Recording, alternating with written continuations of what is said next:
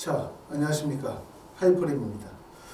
자, 이번 시간에는 학교생활기록부 기재 방법, 그 다음에 사례 분석, 세 번째 시간으로 진로 활동에 대해서 설명을 좀 드리도록 하겠습니다. 지난 시간에 이제 2024학년도 학교생활기록부 변경 사항에 대해서 설명을 드렸고, 또 이제 창의적 체험 활동 중에서 보시는 것처럼 자율활동의 기재 방법에 대해서 설명을 좀 드렸죠.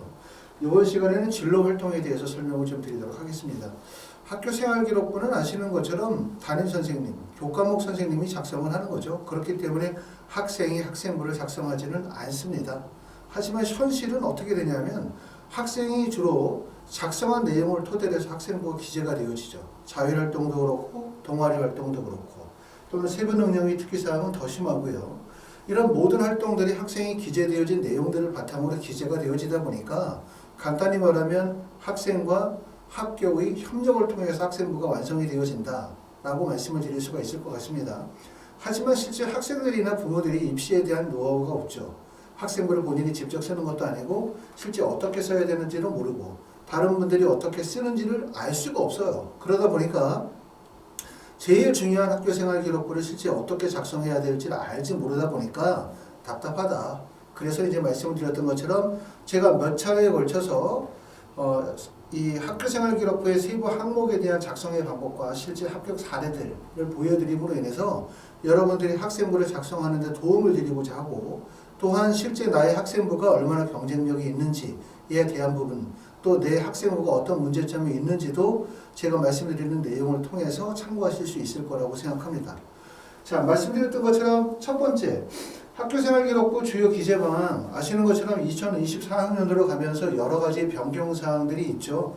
보시는 것처럼 자기소개서가 폐지가 되고, 그 다음에 도서명과 저자명이 대입 및 미반영이 되고, 수상능력이 대입 및 미반영이 되어지고, 진로활동에서 진로 희망 분야가 대입 및 미반영되고, 봉사활동의 대입의 실적이 미반영되고, 자율활동이 대입 및 미반영이 되어진다. 이런 변화들이 있는데, 사실은 이런 모든 변화 등의 핵심은 왜 이런 변화들이 있냐라고 하면 결국은 학생부의 공정성 강화죠. 그렇죠? 공정성을 강화하기 위한 것이 핵심이다, 이렇게 말씀을 드릴 수가 있고, 결국 공정성의 강화는 신뢰도를 높이기 위한 거예요. 신뢰도.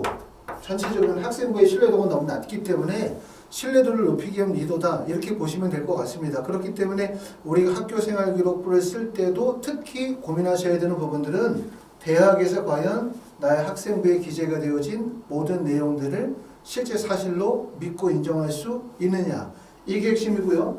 그 다음에 두 번째 중요한 사실은 자기소개서가 폐지가 되어지면 결국 어떤 문제가 생기냐면 학생부의 기재 방법이 달라져야 돼요. 기재 방법. 기재 방법의 변화가 생기겠죠. 기재 방법의 변화가 생기는 이유는 결국은 뭐냐면 자기소개서가 없어지게 되어지면 자기소개서의 역할을 학교생활기록부 내에서 포함해야 된다는 점이죠. 자기소개서에 나타나는 부분들은 뭡니까? 자기소개서는 학생의 성취 결과에 대한 노력의 과정들이 기술이 되기 때문에 결국은 학교생활기록부에서 뭐를 보여줘야 된다고 생각하냐면 성취와 결과, 성취 결과에 대한 노력의 과정, 노력의 과정을 구체적으로 보여줘야 된다. 탐구의 과정을 구체적으로 보여줘야 된다. 이런 것들이 가장 큰 변화라고 말씀을 드릴 수가 있을 것 같습니다. 첫 번째는 2024학년도 학교생활기록부 변경사항에서 지금 보시는 것처럼 자기소개서는 폐지가 되어진다 하더라도 수시 전형에서는 결국 입시의 영향은 크지 않아요. 자소서의 영향력이 제일 큰 건 예를 들어서 재외국민 3년 특례, 12년 특례나 또는 외국인 전형 같은 경우에서 자소서의 영향력이 크고, 국내 학생부 종합전형에서는 자소서의 영향력이 별로 크진 않습니다. 그렇기 때문에 없어진다 하더라도 입시에 큰 영향은 없고, 어떤 변화가 있냐? 결국 학교생활기록부의 기재 방법에 변화가 있어야 된다고 말씀을 드릴 수 있고요. 그 다음에 도서명은 대입의 미반영이 되어진다 하더라도 도서는 오늘 말씀을 드리기에는 진로활동 대부분 또는 세부능력 및 특기사항에서 도서 내용들이 다 활용이 될 수밖에 없기 때문에 결국은 도서 항목은 대입 미반영이 되어지지만 전체적인 학교생활기록부 탐구 과정에서 도서는 매우 중요한 역할을 합니다. 자, 그 다음에 수상경력은 대입에 미반영을 하죠. 이것도 이제 여러 고등학교들이 수상 영역의 종류가 다르고 또 수상을 통해서 너무 학생부를 과대포장하는 경향들이 많다라고 보기 때문에 수상 경력을 폐지하고 어차피 교과 관련된 성적들은 교과 성적 내에 있기 때문에 수상 경력을 폐지해도 크게 문제가 되어지진 않죠. 또 보시는 것처럼 자율활동은 대입에 미반영이 되어진다. 그렇죠? 동아리 활동, 본동아리는 인정이 되어지만 자율활동은 대입에 미반영이 되어집니다. 이런 변화들은 사실은 입시에는 큰 영향이 없어요. 하지만 왜 이런 변화가 생길까 생각해 본다면 말씀을 드렸던 것처럼 학생부 종합전형, 학생부에 대한 공정성을 강화하기 시도다. 다시 말하면 신뢰성을 중요하게 평가하겠다는 뜻이다. 이렇게 보실 수 있고, 그 다음에 두 번째 중요한 거는 학교생활기록부에서 특히 자기소개서가 폐지가 되어짐에 따라서 학생부의 기재 방법이 달라져야 한다. 이런 부분들이 변화의 핵심이라고 생각합니다. 자, 그럼 창의적 체험활동은 사실 어떤 거냐면 지금 보시는 것처럼 주로 네 가지 파트가 창의적 체험활동의 핵심이라고 말씀을 드릴 수가 있는데, 첫 번째는 자율활동, 그 다음에 동아리활동, 그 다음에 진로활동, 그 다음에 세부능력이 특기사항이나 봉사활동의 핵심이라고 말씀을 드릴 수가 있고, 이 창의적 체험활동이 본인의 진로와 관련이 되어진 구체적인 탐구와 활동 내용들을 기술하는 파트다 보니까 매우 중요한 영향을 끼치고 있습니다. 물론 학교생활기록부 전체에서 제일 중요한 게 뭐냐? 이렇게 물어보면 당연히 교과 성적이죠. 1번. 그 다음에 두 번째 중요한 게 바로 뭐냐면 창의적 체험활동 안에 들어가는 네 가지의 파트라고 말씀을 드리면 자율활동, 진로활동, 동아리활동, 세부능력 및 특기사항의 핵심적인 내용이라고 말씀을 드릴 수가 있고, 오늘 설명을 드리게 되는 진로활동을 한번 보도록 하겠습니다. 진로활동은 진로의 영역의 특기사항란에는 실제적인 활동과 역할을 위주로 기재를 한다.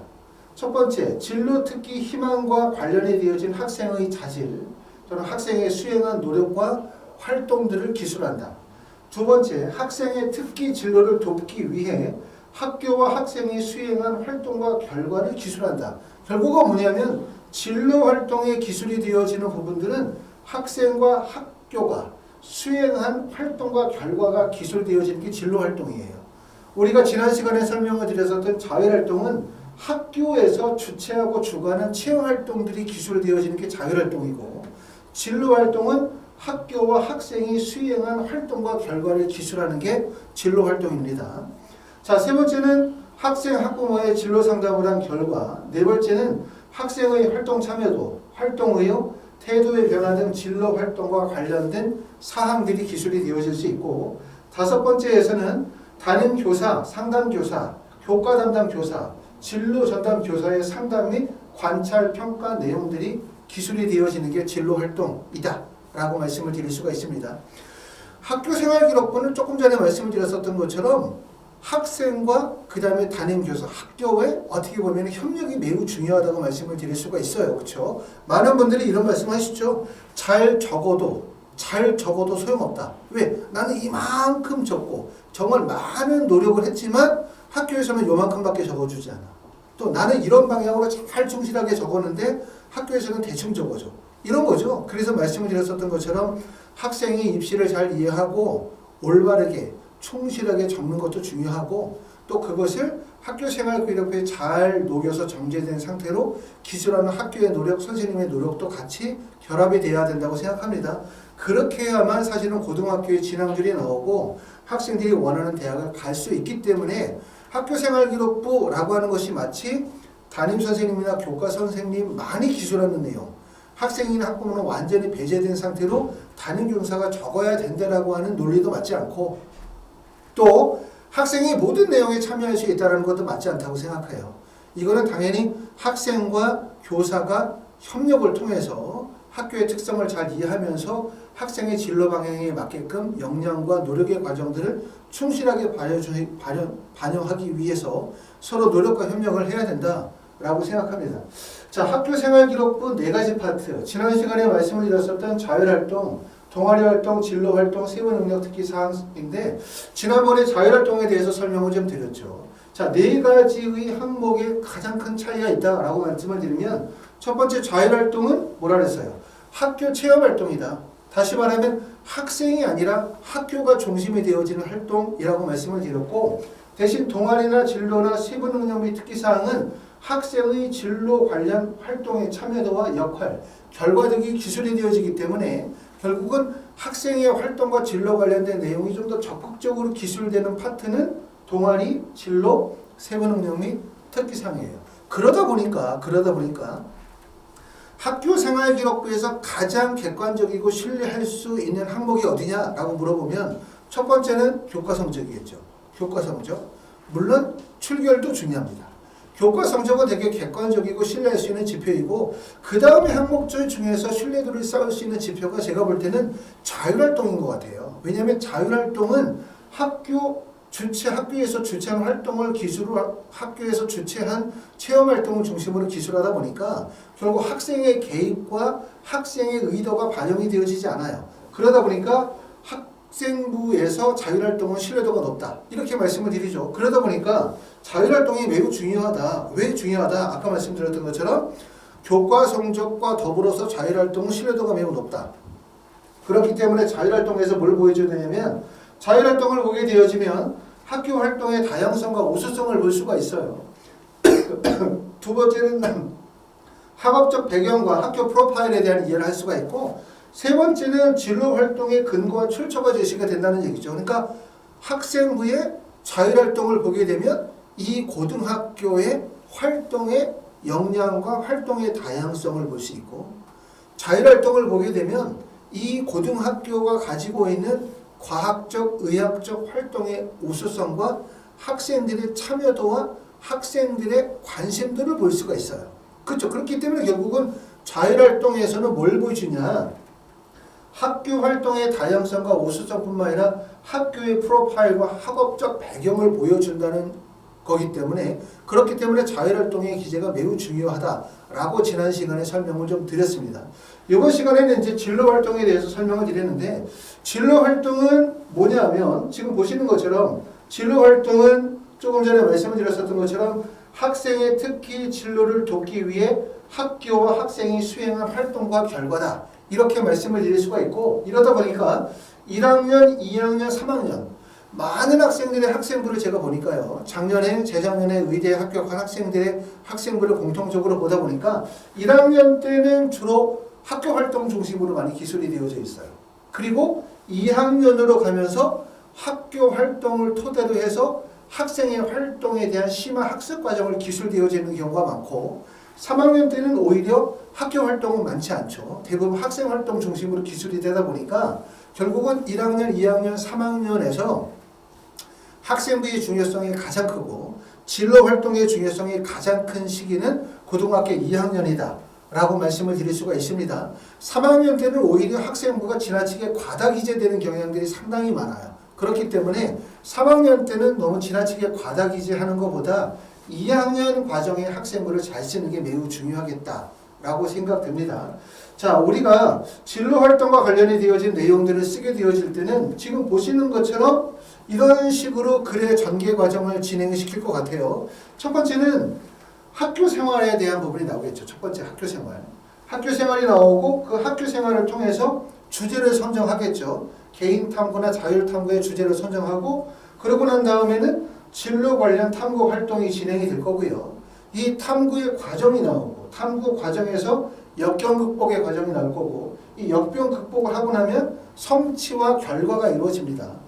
이 성취와 결과를 통해서 배우고 느낀 점이 기술이 되어지고 이 배우고 느낀 점을 통해서 스스로 자아 성찰과 자기 반성이 이루어질 거고요. 이를 통해서 진로를 확정하는 단계로 글이 전개가 되어지겠죠. 고등학교 1학년 때 주로 학교 활동은 주로 어떤 활동들이 있냐면 보시는 것처럼 우측에 나와 있는 내용들 주로 모든 학교들이 나와 있는 내용들이 첫 번째는 검사예요. 홀랜드 가니 검사, 그 다음에 다 요인 인성 검사, 그 다음에 에이노그램 성격 검사, 청소년 직업 흥미 검사와 같은 검사 프로그램들이 진행이 되고 이를 통해서 학생의 진로를 대략적으로 추정하는 과정 나오고요. 그 다음 과정에서는 학교에서 진행이 되는 진로 아카데미 특강이나 진학 콘서트 선배와의 대화라든가 대학 전공 탐색의 날 또는 진학 설명회 또는 졸업생 초청 특강, 직업 탐색의 날을 통해서 외부 초청 인사를 모셔서 진행을 하거나 또는 대학생 멘토링 학과 캠프 등의 활동들이 진행이 되는 경우가 많고 이 내용으로 기술되는 경우가 고등학교 1학년 때 대부분 학교 활동 중심으로 기술이 된다고 말씀을 드렸습니다. 고등학교 2학년으로 가면은 학교 활동과 학생 활동이 접목되어지는 경우인데 고등학교의 사례들을 보면 이렇게 적혀 있더라고요. 학교들마다 차이가 있긴 하지만 자, 진로 보고서 에세이 활동이 있는 학교도 있고 진로 특강 동영상이 있는 학교도 있고 동영상을 시청하고 난 다음에 이를 통해서 발표하는 활동들이 진행이 되는 학교도 있고요. 그 다음에 진로 신문 제작, 사제 동행 독서 토론회 또는 1인 1주제 발표회라든가 모든 별 진로 탐색 활동, 학과 탐색 활동이라는 프로그램도 있고요. 그 다음에는 자, 과학문화 축전이나 교내 수학 캠프, 교내 심화, ARC 활동이나 진로 아카데미 프로그램 또는 학급 특색 활동으로서 KY, SY, NWAS 프로젝트나 자기주도 학습 프로그램, 학술 연구회, 스마트 진로 학습 종합 검사와 같은 프로그램들이 진행이 돼요. 저는 이제 무슨 말씀을 드리고 싶냐면 학교 측에서 이런 다른 고등학교에서 실제 어떤 활동들이 이루어지고 있는지, 그러니까 다른 고등학교에서는 진로 활동에 어떤 활동들을 진행하고 있고 그 활동들을 통해서 학생의 진로 관련된 탐구의 역량들을 인정해주거나 탐구 역량의 토대를 만들어주고 있는지를 좀 살펴보셔가지고 각자 고등학교에서 학생들의 어떤 진로와 관련된 탐구 역량들을 높이기 위해서 이런 다양한 진로 활동들이 전개가 돼야 되지 않겠나라는 생각을 합니다. 자, 그래서 지금 보시는 것처럼 이제 2학년 때 학교 활동을 기초로 해서 학생 활동이 전개가 되어지기 때문에 말씀드렸던 것처럼 2학년의 기술 과정이 되게 중요하다고 말씀을 드릴 수가 있고 3학년 때는 대부분 과다기재 되어져 있는 경우들이 많아요. 특히 이제 학생부에 기시하게 되어질 때 의대를 가려고 하면 많은 활동들을 전개하는 경우들이 많죠. 그렇죠? 우리가 뭐 세부능력 및 특기사항, 동아리 활동, 자율활동, 진로활동 관련된 내용을 쓰다 보면 정말 방대한 내용들을 자료를 정리해서 진행하는 경우들이 많은데 제 생각으로는 너무나 많은 심화탐구 보고서 활동들을 전개하는 것보다는 대략적으로 어느 정도 일정 범위의 내용을 다루되 내가 중점적으로 관심 분야를 특정해서 진행하시는 게 좋겠다라고 생각합니다. 그러니까 내가 생명과학이나 화학과 관련된 다양한 활동을 진행하되 나의 관심 분야는 정신의학이야. 내가 관심을 가지고 있는 분야는 신경쪽이야. 내가 관심을 가지고 있는 것은 인공심장이야 라고 하면 전체적인 내용을 포괄적으로 다루되 뚜렷하게 관심 분야 또 질병에 대한 부분들을 포커스를 잡아가지고 1학년, 2학년, 3학년 올라가면서 한 단계씩 심화 발전시켜 나가는, 쉽게 말하면 다양한 공통 주제뿐만 아니라 핵심 주제를 정하시는 게 좋겠다라는 생각이 듭니다. 진로 활동 작성하시게 되어질 때 유의할 또 중요한 세 가지 사항을 좀 말씀을 드리면 첫 번째는 탐구 활동의 주제 선정은 교과목 학습 과정에서 출처가 제시되어야 한다. 이 부분이 핵심입니다.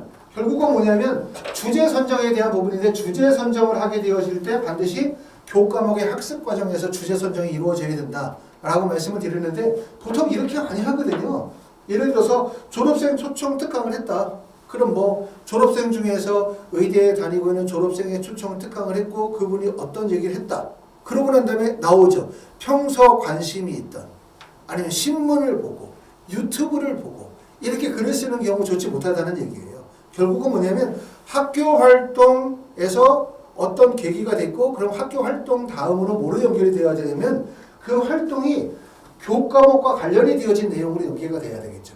다시 말하면 학교에서 어떤 활동을 했다. 그리고 그걸 통해서 뭘 들었다. 그리고 그걸 들은 내용들을 교과목 동아리 활동이나 아니면 생명과학이나 화학이나 공통과학의 수업 시간에 배웠었던 어떤 내용과 연결시키게 되어지고 그 연결시킨 내용을 통해서 호기심, 관심을 갖게 되고 그 관심을 토대로 해서 주제를 선정하고 주제를 선정하고 난 다음에 탐구가 이루어져야 되는데 탐구 활동이 학교에서 진행이 되어지는 탐구의 활동이 진행이 되고 난 다음에 주제를 선정하는 과정에서 결국은 인위성, 다시 말하면 학생 개별 자유 탐구가 너무 강조되는 경우가 많아요.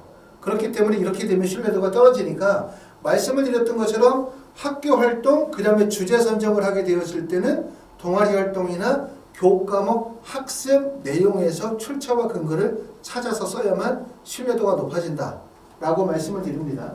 두 번째는 탐구 활동의 수준은 고등학교의 학업적 배경을 고려해야 된다고 꼭 말씀을 드릴 수가 있어요. 우리 학교의 수준이 있거든요. 학교의 수준이. 각자 다니고 있는 고등학교가 가지고 있는 특징이 있을 거예요. 그러니까 우리 학교의 고등학교의 정원이 몇 명 정도 되는지, 우리 학교의 고등학생들 중에서 실제 의대에 진학률이 몇 정도 되는지, 또 우리 학교의 고등학교 학생들이 과학이나 의학에 대해서 얼마나 관심을 가지고 있는지, 또 과학과 관련된 동아리가 얼마나 구성이 되어져 있는지, 또 고등학교 유형이 일반고인지 자사고인지 또는 일반고 중에서도 과학 중점 학교인지 이런 특징들이 있거든요. 그 특징에 맞게끔 교과목 주제 선정하고 교과목의 학습 과정의 출처를 정하고 그러고 난 다음에 결국은 뭐냐면 활동의 수준을 정해야 돼요. 학교의 수준이 높지 않은데 너무 심화해서 글을 작성하게 되어지면 탐구 보고서에 대한 신뢰도가 높지 않죠. 그걸 꼭 알아두셔야 될 것 같습니다. 학교가 만약에 내가 자사고이거나 과학고이다 라고 한다면 내용을 쓰게 되어질 때 활동 중심 내용으로 해서 역량 중심으로 조금 더 깊이 있게 과학적으로 글을 써야 될 거고, 일반계 고등학교다 라고 한다면 고등학교 수준에서 약 120% 정도의 수준에서 주로 노력의 과정, 탐구의 과정, 또 문제 해결의 과정들에 중점을 두고 글을 써야 된다고 생각하거든요. 그러니까 결국 글을 쓰게 되어질 때는 전체적인 어떤 학업적 배경을 고려하고 그 배경에 맞게 글을 써야만 신뢰도가 높아질 수밖에 없다라고 생각합니다. 세 번째는 성취 결과보다는 탐구 과정과 문제 해결 과정에 대해서 드러나야 된다 이렇게 말씀을 드려요. 그러니까 우리가 특히 진로 활동을 쓰게 되거나 아니면 세번 응용의 특기사항을 글을 쓰게 되어질 때 뭐뭐 해서 뭐뭐를 했다. 그리고 발표하고 아이들이 짝짝짝짝 박수를 쳐서 환호했다. 이렇게 대부분 쓰는 경우들이 많죠. 그거보다는 뭘 써야 되냐면 제일 중요한 부분은 제가 볼 때는 뭐가 제일 중요하다고 생각하냐면 첫 번째는 진로 선택, 진로 활동에서 기재할 때 가장 중요한 부분 첫 번째는 주제 선정의 계기와 이유가 뭐냐 이게 첫 번째. 두 번째는 탐구의 과정과 문제 해결의 과정은 무엇이었느냐 이게 중요한 거지 성취 결과의 과정이 중요한 것은 아니라고 생각합니다. 그렇기 때문에 특히 진로와 관련이 되어진 탐구 보고서를 작성하게 되어질 때 주의할 점이라고 말씀을 드릴 수 있습니다. 자, 조금 전에 말씀을 드렸었던 것처럼 진로 활동의 사례 이렇게 나와져 있고요. 이 내용은 지난번에 아마 자율활동 보신 분들 제가 설명을 드렸지만 유튜브 하단에 보면 저희 하이퍼리뷰 블로그 링크를 연결시켜 놨습니다. 유튜브 하단을 클릭하시게 되면 학생들이 수행한 노력의 활동들 중에서 진로 활동의 기술이 되어져 있는 작년, 재작년에 의대에 합격한 학생들의 학생부에서 진로 활동과 관련이 되어진 테마를 한 25개 정도 테마를 정해가지고 내용을 정리해 놨습니다. 그 점을 꼭 참고해 보시고 꼼꼼하게 읽어보시고 그러고 난 다음에 나는 어떤 주제가 선정하게 되어질지 또 고등학교 때 어떤 활동을 중점적으로 하실지 활동의 범위나 주제를 선정하는 데 도움이 되도록 하시면 좋겠습니다. 자, 심화 탐구 활동은 보통 이 정도 하더라고요. 어떤 내용들이 뭐냐면 작년에 재작년에 의대에 합격한 학생들 서울대 의대나 연세대 의대 또는 뭐 서강대 성균관대 서강대 빼고요. 성균관대나 을산대 의대 합격한 학생들이 학생부에 기재가 되어져 있는 내용들 한번 참고해 봤습니다.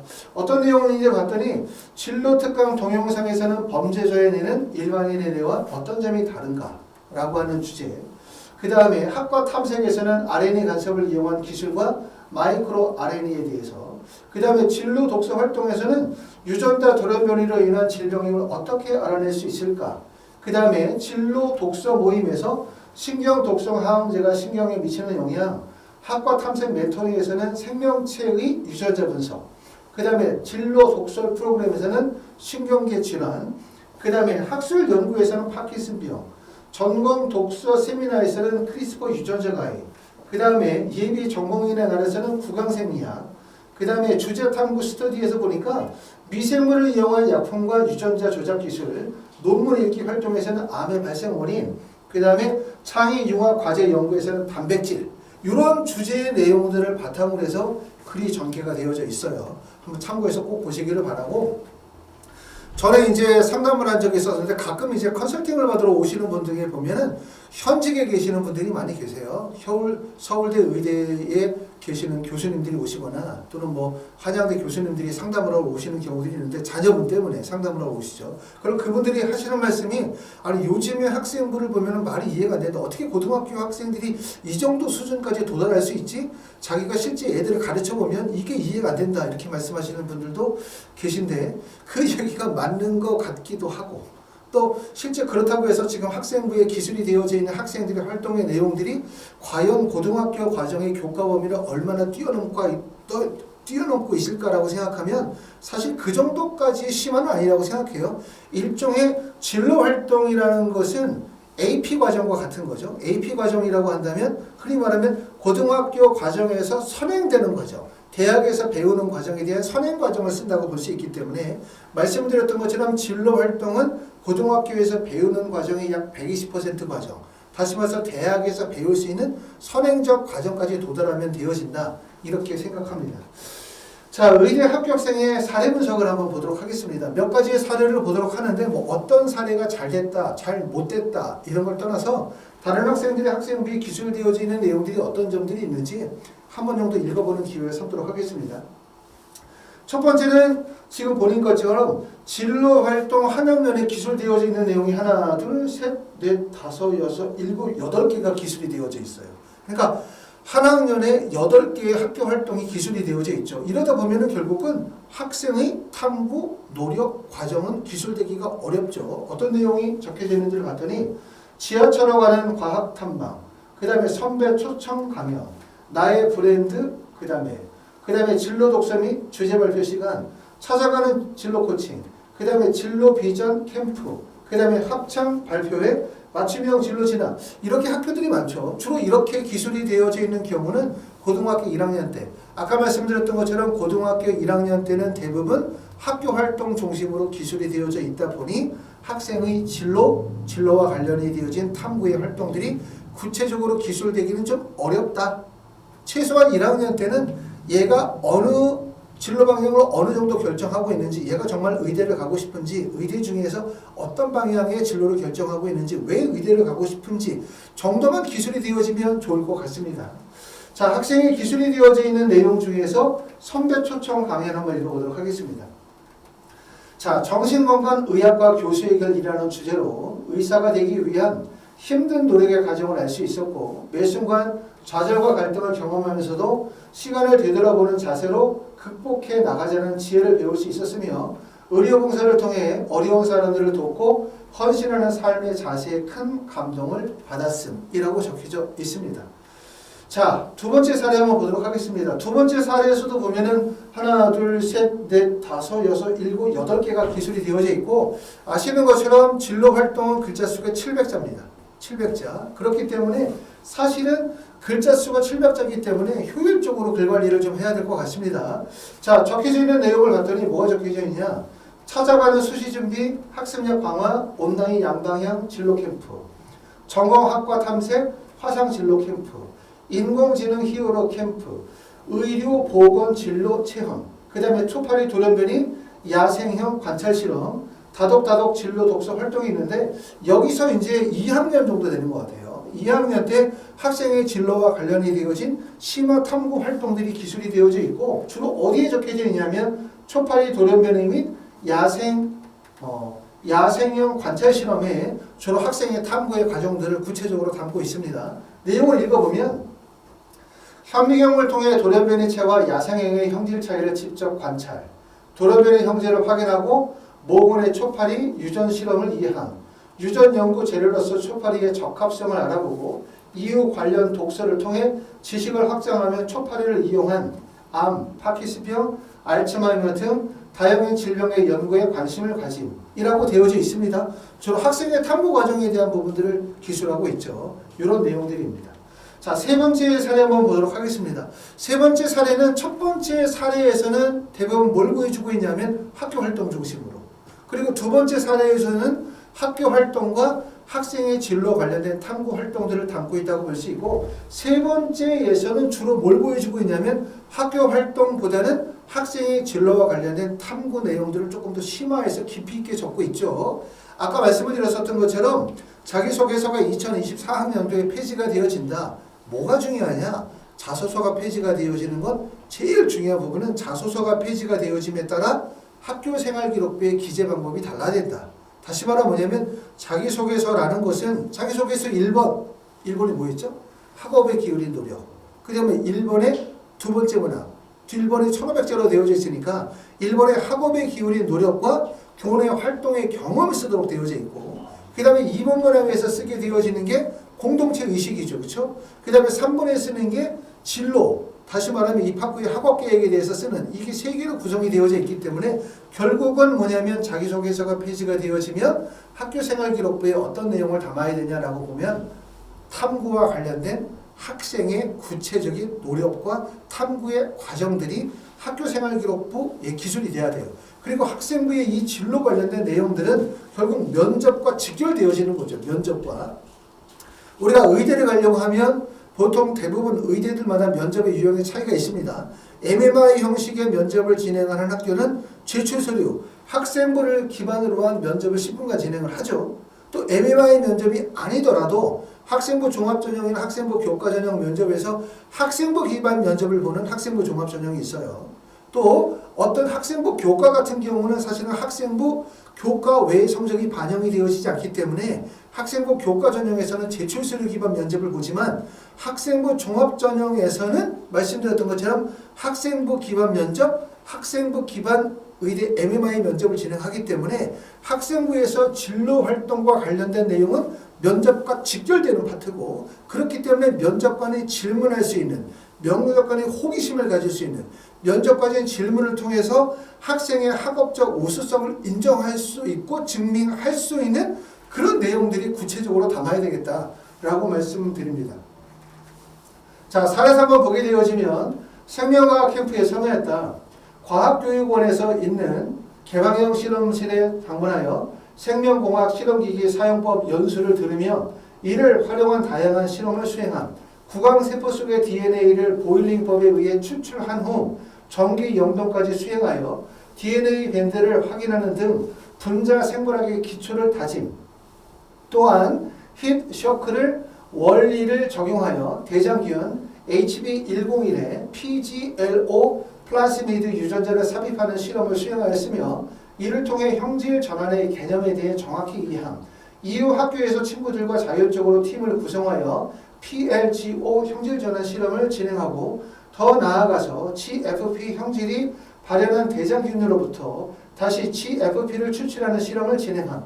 책을 읽던 중 달팽이의 장에서 자체적으로 셀룰로이스를 만들어낸다는 사실을 발견하고 이를 활용할 방법을 모색하다 식물 부산물을 이용한 바이오 연료 공정 과정에 셀룰로이스가 이용된다는 기사의 아이디어를 얻어 달팽이의 셀룰로이스를 활용한 바이오 연료 생산을 위한 효과적인 셀룰로이스 분해 방법에 관한 연구를 진행하였다라고 담고 있습니다. 좀 더 구체적으로 학생의 탐구의 과정들을 기술하고 있는 과정이다. 이렇게 말씀을 드릴 수 있습니다. 자, 지금까지 학교생활기록부 중에서 진로활동에 관한 내용을 기술하는 파트에 대해서 설명을 좀 드렸습니다. 학생부는 아까도 말씀을 드렸었던 것처럼 나는 대충 적어내고 선생님이 정말 충실하게 잘 적어내고 좋은 학생부 나온다. 이렇게 말씀을 드릴 수가 없어요. 학생과 학부모도 선생님 못지않게 전문적인 입시의 경험과 지식을 충분히 갖추셔야 돼요. 그래서 학교 선생님과 학생과 학부모가 서로 협업을 이루어서 학생부를 완성하게 되어질 때 결국은 진학률이 발생이 될 수 있는 합격할 수 있는 학교생활기록부가 만들어진다라고 생각하고요. 그리고 아까도 말씀을 드렸었던 것처럼 학생부라는 것이 마치 학교 선생님, 학교 교과 선생님, 학교에서만 무조건 써야 되고 학생이나 학부모는 전혀 개입할 수 없는 것이다 라고 하면 사실 학생부가 좋은 학생부가 될 수가 없어요. 그렇죠? 학생은 열심히 하고 충실하게 열심히 해가지고 작성을 했는데 제출해서 내면 학교에서는 그 내용이 반영이 되지 않고 간략하게 내용 소개만 이루어지거나 아니면 학생의 활동을 구체적으로 보여주지 못한다고 한다면 결국은 학생부가 좋은 학생부가 될 수 없고 학생의 우수성과 역량을 보여줄 수 없고 학생부 종합전형에서 면접에서 효과적으로 면접에 대한 대비가 이루어질 수 없죠. 그렇기 때문에 실제 많은 고등학교에서 의대를 많이 보내는 진학률이 높은 고등학교의 학생부를 보면 어떤 점들을 느낄 수 있냐. 학교와 학생의 협업의 과정이 충실하게 진행이 되고 있구나 라는 점을 알 수가 있고, 진학률이 낮은 고등학교를 보면 어떤 느낌을 받냐, 학생의 노력이 학교에 반영이 되지 못하는구나, 학생의 노력이 학교 측에 반영이 되지 못하고 선생님들이 대부분 권위적으로 원칙적으로 접근하는 경우들이 많구나, 이런 느낌을 가지고 있습니다. 2024학년도는 말씀드렸던 것처럼 여러 가지 입시의 변화들이 있기 때문에 학교 측에서 또는 학생들이 서로 적극적으로 협업해서 효과적으로 학생부를 구성하는데, 또 원하는 대학에 합격할 수 있는 학생부를 만들기 위해서 노력하면 좋을 것 같습니다. 다음 시간에는 동아리 활동에 대해서 설명을 드리도록 하겠습니다. 감사합니다.